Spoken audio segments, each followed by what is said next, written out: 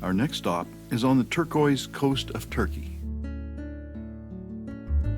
We fly over the Greek Isles on the way. We enter Turkish airspace over the Datça Peninsula. We land at Milos Bodrum Airport. Then on to what is arguably the best hotel of the trip, the Mandarin Oriental. Its modern architecture provides a counterpoint to the antiquities we anticipate visiting in Turkey. Every room looks out on the blue Mediterranean on the Turquoise Coast. We start our exploration of Turkey with a sunset cocktail cruise of Bodrum Harbor.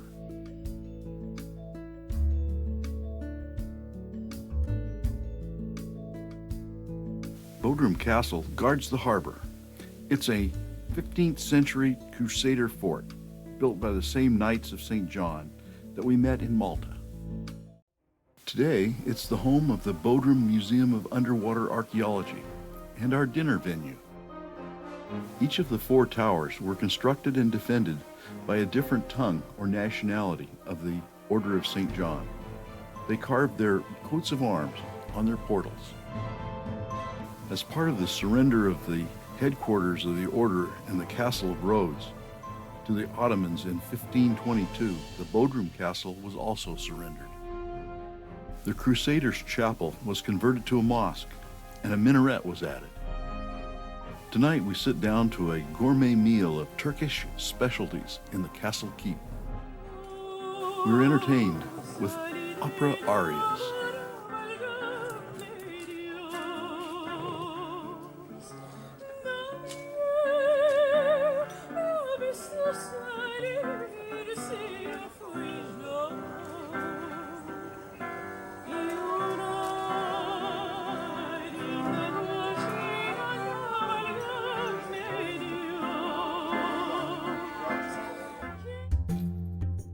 We're up early for the trip to Ephesus. Not far from Ephesus is our first stop, the House of the Virgin Mary. Sister Anne Catherine Emmerich was a German nun who had visions including a detailed description of a house that the Apostle John built for Mary and where she lived until her Assumption. In 1881, following the description of Emmerich's vision, the House of the Virgin Mary was discovered on a hill above Ephesus. The house was restored and became a shrine and pilgrimage site, in spite of not being officially recognized by the Catholic Church. On the way to the shrine is a keyhole-shaped baptismal pool, probably used by early community of Christians in seclusion to escape the nearby Romans. Today, pilgrims can tie their prayers to a wishing wall outside the shrine. Now on to Ephesus. The city was founded as a Greek colony in the 10th century BCE. In 129 BCE, Ephesus became part of the Roman Republic. We entered the city via the Roman Basilica, which was used for commercial business and the stock exchange. This is the entrance to the law courts off the Basilica. The Odeon, a theater with seating for 1,500, was used for meetings of the Senate and for musical concerts. The Ionic columns of the Basilica date from the 1st century of the current era.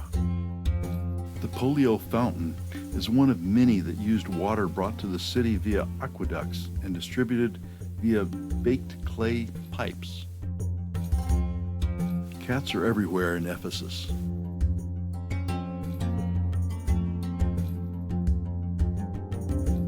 The streets are paved with mosaics and marble.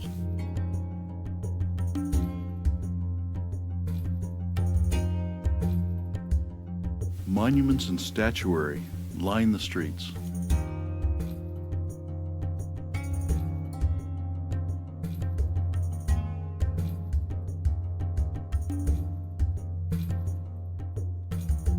This statue of the goddess of victory, Nike, provided the inspiration for the swoosh logo of Nike Inc. Underneath all the streets, fountains, and public toilets are sophisticated plumbing systems bringing water into the city and taking away groundwater and sewage.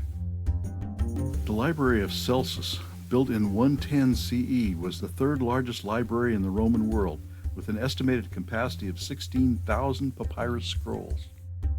The terrace houses of Ephesus reveal how the wealthy lived during the Roman period. Many walls were covered with figured marble panels. We can still see the original frescoes that are over 2,000 years old. Floors are covered with mosaics of tiny tiles. There are intricate geometric designs and figures of gods, people, and animals.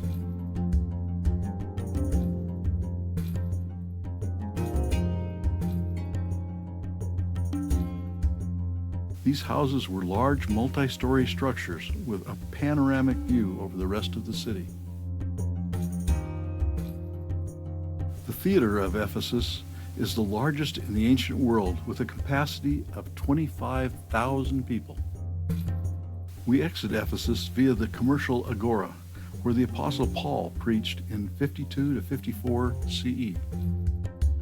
The field is littered with columns, capitals, and other architectural elements unearthed during archaeological excavations which started in 1863. It's time for lunch at the Topkapi Carpet Gardens. On the menu are traditional Turkish meze like stuffed grape leaves, roasted peppers, and local cheeses. The main course is barbecued lamb and chicken, all washed down with local beer. Then we're treated to some traditional dancing.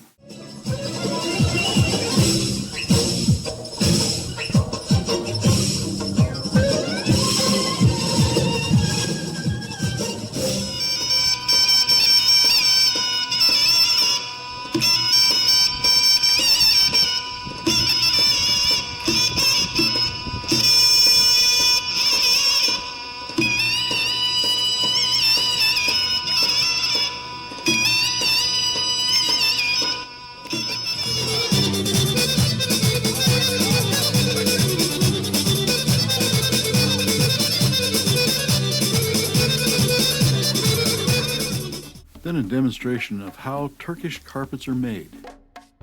And of course, an opportunity to buy some fine Turkish carpet. In